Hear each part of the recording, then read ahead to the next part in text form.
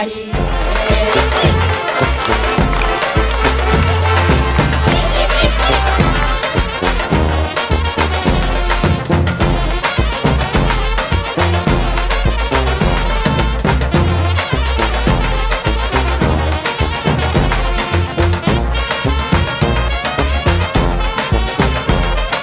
söylemeye hani o Türksoy pek büyük aile.